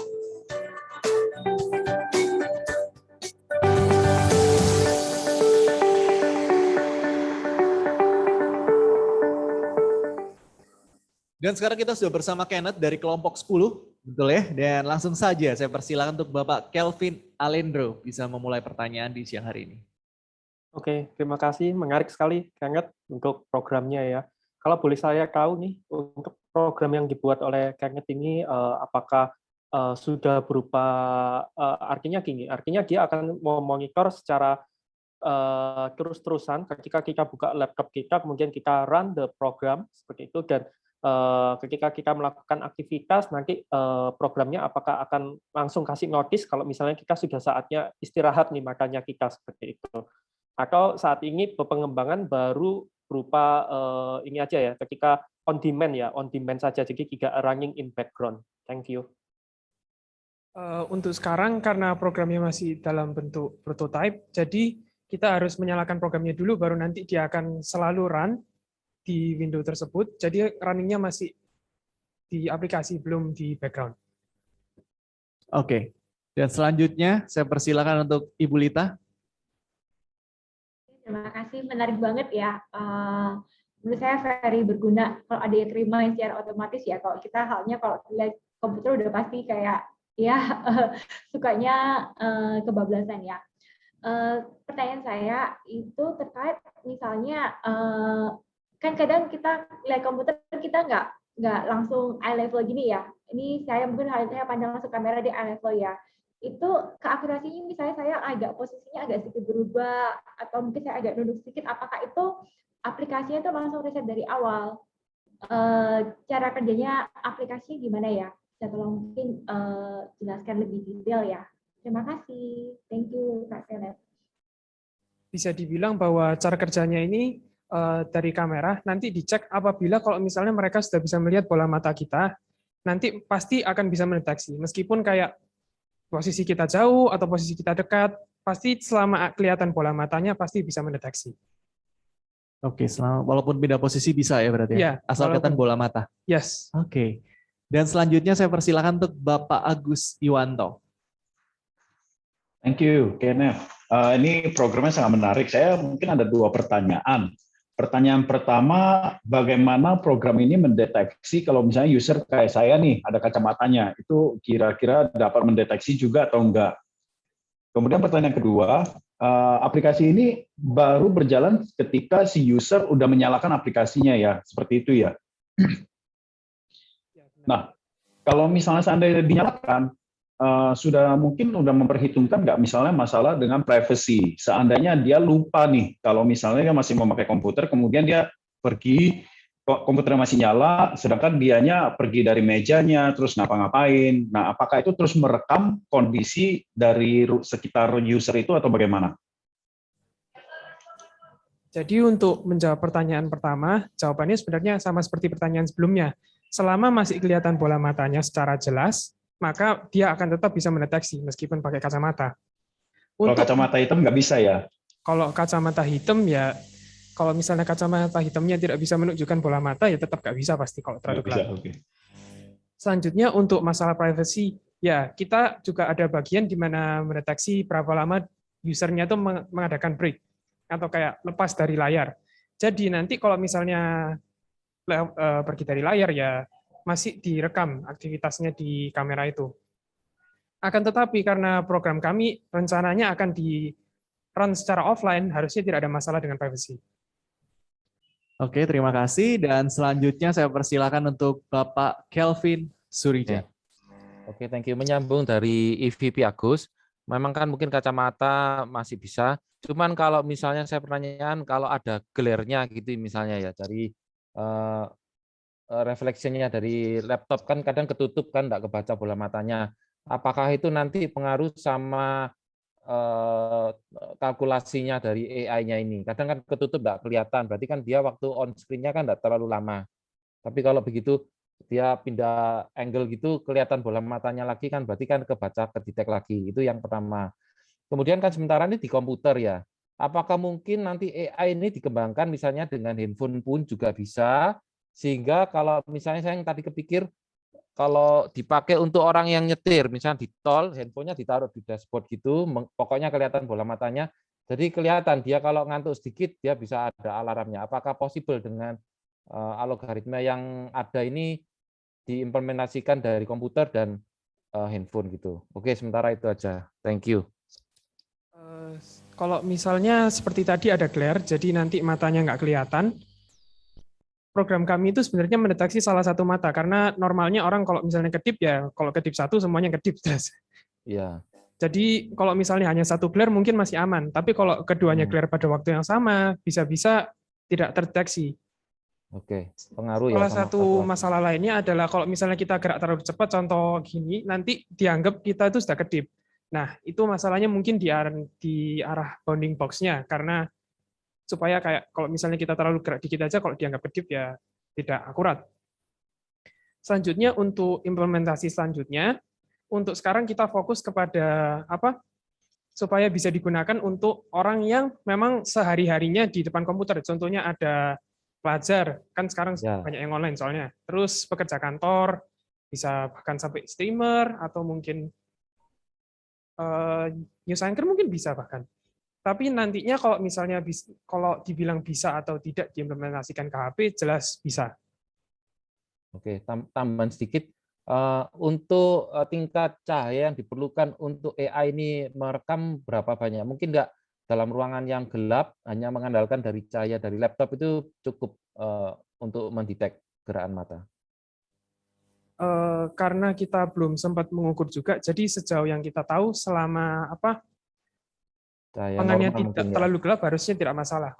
Untuk gelapnya seberapa sampai AI-nya tidak bisa mendeteksi, kami masih kurang tahu juga. Selama batas normal ya harusnya bisa lah. Oke, semangat terus dari dikembangkan. Soalnya saya lihat harusnya kalau dikembangkan terus untuk yang driver ke jalan raya ini juga bisa juga untuk saving lives juga sih ya harusnya. Oke, semangat terus. Thank you ya, Kenneth. Semangat. Terima kasih. Terima kasih atas seluruh pertanyaan dari komentator. Terima kasih, Kenneth. Ya, terima kasih. Tetap semangat kalau dari kata Pak Kelvin ya. Dan Bapak Ibu serta seluruh hadirin di Zoom, langsung saja inilah kelompok selanjutnya.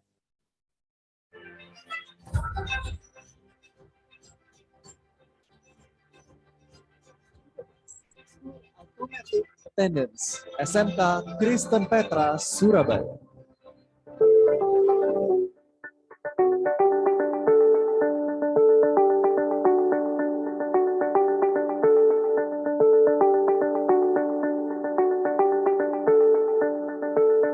Hello everyone, my name is Jose Arando Saputra. We are Group 13 and we are from SMK Kristen Petra Surabaya. Our project is called School Automatic Attendance. During COVID-19 pandemic, our school using kind of applications such as Zoom or Google Meet in online class. Normally, to check the student present, the teacher need to call the student name one by one, and it's wasting time, right? So in order to save the time, we need kind of project to detect the student faster. School Automatic Attendance project is the best project to solve this problem. Why? Because this project can detect the student face automatically and match it with the dataset. The function of this project is to save the time to check the student presence. By storing the student face picture into a folder, it will automatically detect the student face. Hi, my name is Christopher Timothy Narjanto. I am representative of Group 13. The dataset color will be changed from BGR to RGB. Why? Because computer only recognize or detect RGB color. The dataset will be encode and change the face point into numeric data. Then we create a square face frame using OpenCV, and the last we create a function that can open and write it in a CSV file. So no need the teacher to call the student name one by one if they want to check the student presence. To see how to run this program, let's check it out.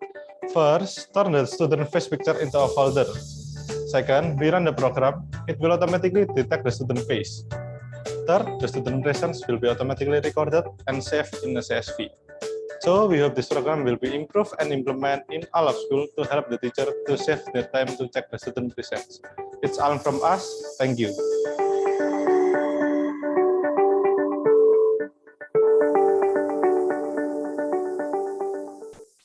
Baiklah, sudah hadir bersama kami Christopher Ya. dari kelompok 13. Kalau begitu langsung saja tanpa berlama-lama, silakan para komentator dimulai dari Bapak Kelvin Alendro.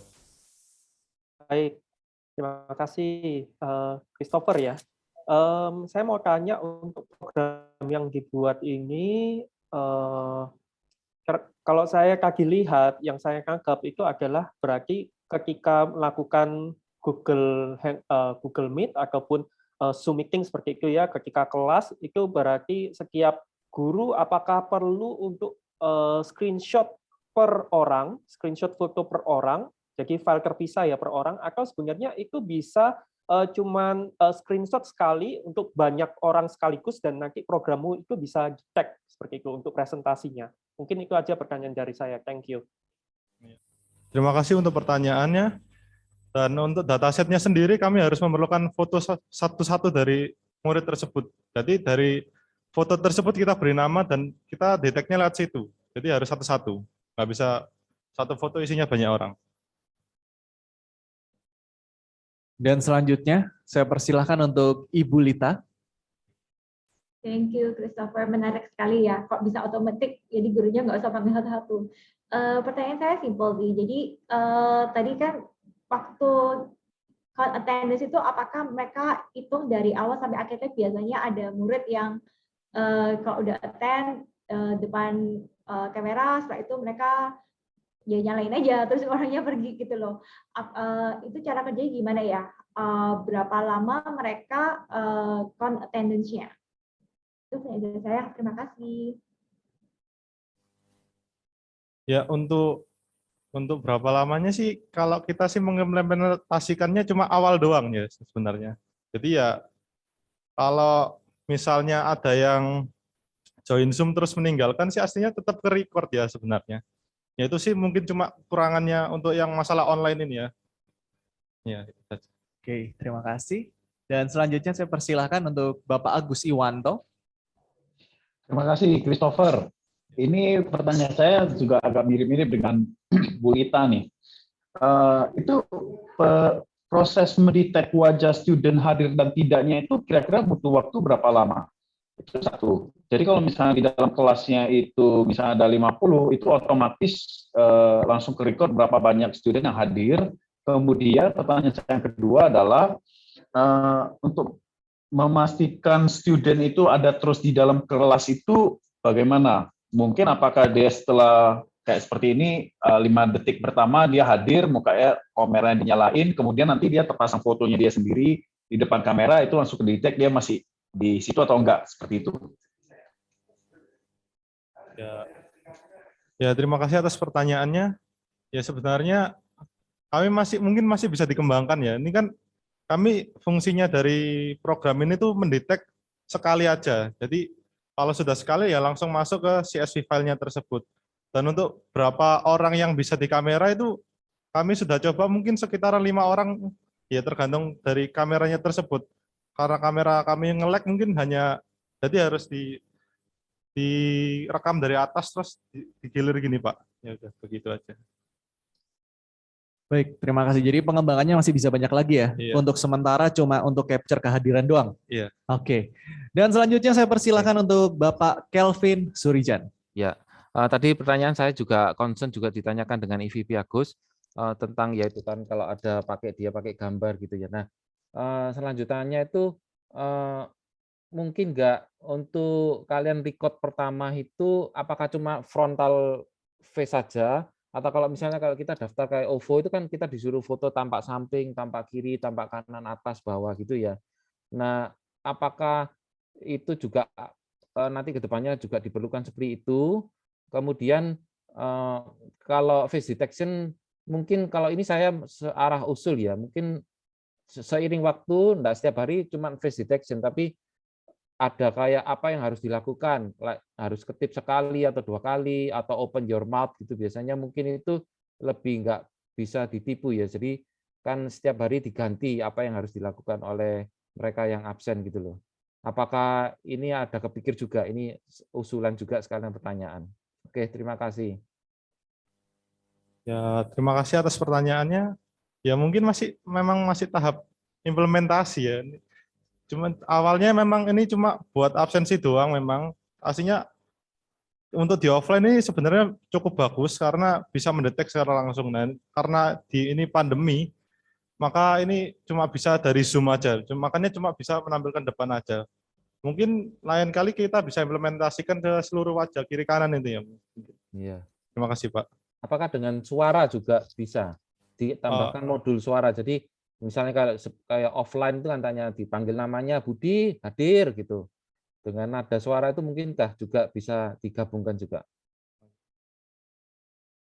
Ya, ini karena kita pakai face recognition jadi cuma wajah saja Pak yang terdeteksi Pak. Oke, enggak apa-apa, tetap semangat. Itu Ya, depannya kayaknya masih bisa banyak dikembangkan. Thank you so much. Semangat terus. Thank you Pak. Terima kasih Christopher, saya persilahkan boleh kembali. Terima kasih dan juga baiklah Bapak Ibu serta seluruh hadirin yang sudah bergabung bersama kami di Zoom siang hari ini, baru saja kita menyaksikan 5 kelompok yang terpilih dalam acara Jatim AI Summit Virtual Showcase 2021. Selanjutnya saya akan memberikan kesempatan kepada masing-masing komentator untuk memberikan closing statement. Kembali dimulai dari Bapak Kelvin Alendro. Oke, baik. Thank you. Saya lihat dari 5 kelompok tadi yang sudah presentasi sangat bagus sekali ya. Ide-idenya sangat bagus untuk memecahkan permasalahan yang ada di masyarakat kita saat ini. Kedepannya saya harap bisa lebih berkembang lagi ya, bisa direalisasikan untuk kehidupan sehari-hari dan bisa lebih berkembang lagi. Thank you. Terus semangat. Thank you. Terima kasih Bapak Kelvin. Selanjutnya saya persilakan untuk Ibu Lita.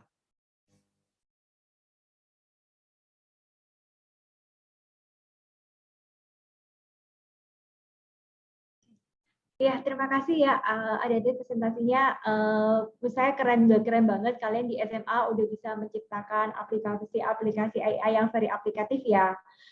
Semangat terus, kembangkan lagi ya. Dan jangan pernah stop belajar ya. Sukses buat kalian semua. Terima kasih. Terima kasih Bu Lita. Dan selanjutnya untuk memberikan closing statement, saya persilahkan kepada Bapak Agus Iwanto. Terima kasih. ini kalau saya perhatikan proyek-proyek yang dibuat oleh teman-teman SMA SMK ini luar biasa. Di sini bukan cuma sekedar proyek yang kita lihat, tapi cara berpikir, cara melihat permasalahan yang ada saat ini yang sangat relevan sekali di Indonesia, terutama untuk masyarakat Jawa Timur.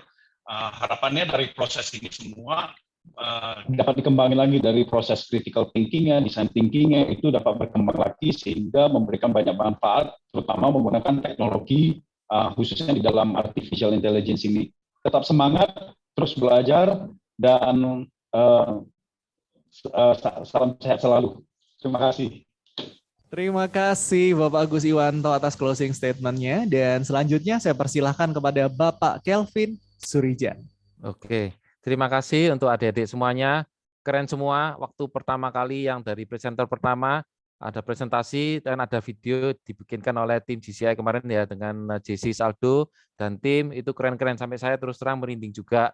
Kalian presentasinya bagus, dari ini kalian juga belajar untuk AI aja, saya rasa juga kalian belajar overcome untuk problem-problem yang mungkin ini pertama kali kalian ikut AI ya.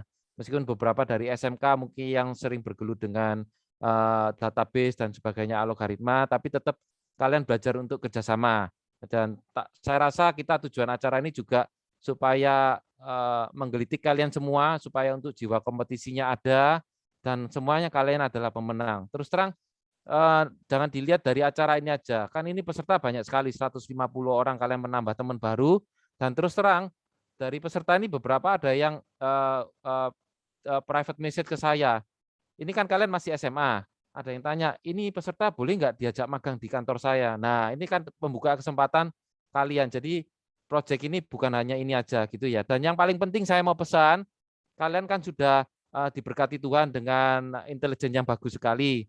Jangan lupa juga kalian bisa juga join dengan GCI, Junior Champion Nasional, di mana kita juga pasti bisa bertumbuh bersama, banyak kakak-kakak yang bakal bisa bantu kalian untuk berkembang terus. Jadi you are more welcome to join GCI. Semuanya yang hadir, silakan untuk mau tanya-tanya GCI, boleh.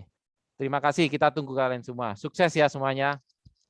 Wow, terima kasih atas komentator kita di siang hari ini, atas seluruh closing statement-nya juga, dan juga tidak terasa kita sudah tiba di penghujung acara. Saya ucapkan selamat kepada 5 kelompok terpilih dan juga terima kasih kepada Bapak Wakil Wali Kota Surabaya Insinyur Armuji, Bapak Antoni dari SL2, Bapak Andri Tejo, Lokal Presiden GCI East Java, Bapak Michael Sanjaya, NIPP GCI Indonesia, Bapak Heri, Project Director Jatim AI Summit, Bapak Kelvin Alendro dari Davinti Group, Ibu Lita dari Narasio Data, Bapak Agus Iwanto dari GCI East Java, Bapak Kelvin Surijan dari GCI East Java, Ibu Dr. Diana Purwitasari Eskom MSc dari IAIS Jatim, Bapak Dr. Andes Suharyono MM dari Dinas Pendidikan. Dan pastinya saya juga mengucapkan terima kasih kepada seluruh peserta Zoom dimanapun Anda berada.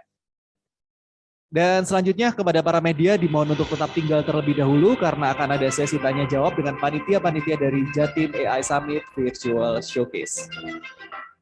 Dan saya Aldo Adela mewakili seluruh panitia, pamit undur diri dari acara ini dan mohon maaf apabila dalam pelaksanaan acara ini ada yang kurang berkenan di hati Bapak, Ibu, dan saudara sekalian. Sampai jumpa di acara-acara berikutnya. Selamat siang, salam sehat.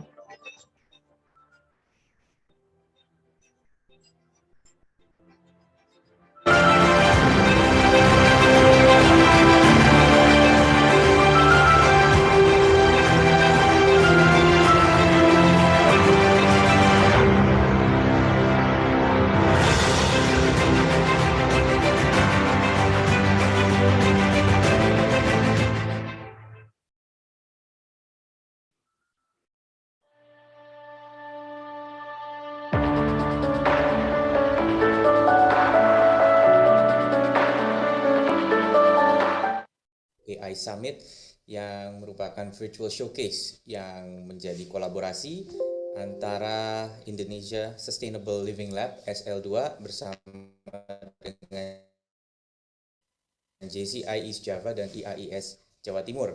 Tentunya pelatihan yang telah diselenggarakan kita harapkan bisa benar-benar memberikan wadah. Artificial Intelligence memiliki potensi yang luar biasa. Secara bertahap sebenarnya kita juga sudah mulai menerapkan AI Di antaranya Vision Artificial Intelligence yang kita gunakan untuk melakukan deteksi-deteksi berbasis video seperti deteksi masker, deteksi physical distancing di lokasi-lokasi pasar, kemudian juga yang berbasis sensing smell misalnya ya, dengan menggunakan body odor di dalam pengembangan iNose yang saat ini sudah memperoleh izin teknis dari BPFK Kementerian Kesehatan. Nah, saya yakin bahwa AI ini adalah sebuah bidang yang masih punya potensi berkembang yang luar biasa. Dan salah satu kunci suksesnya adalah ekosistem. Semakin banyak pihak yang terlibat, maka akan terbangun ekosistem yang bisa mendorong exchange of knowledge, bisa berbagi insights, pengalaman. Karena saya pernah duduk bersama dengan beberapa developer AI, kuncinya bukan hanya classroom learning, tetapi yang juga tidak kalah penting adalah akses ke komunitas untuk mendiskusikan, ngulik bareng apa saja yang bisa dikembangkan di dalam tentunya pengembangan artificial intelligence. Jadi sekali lagi sukses untuk Jatim AI Summit dan saya sangat antusias dan tidak sabar untuk melihat apa saja yang akhirnya akan di-showcase dan bisa dikembangkan bersama ke depannya. Dan melalui program Belanova, Belanja Inovasi, Pemprov Jawa Timur juga tentunya menyambut baik potensi inovasi dari putra-putra daerah yang kemudian bisa kita terapkan dan bisa menjawab permasalahan yang ada di masyarakat. Sukses selalu. Wassalamualaikum warahmatullahi wabarakatuh. Assalamualaikum warahmatullahi wabarakatuh. Salam sejahtera.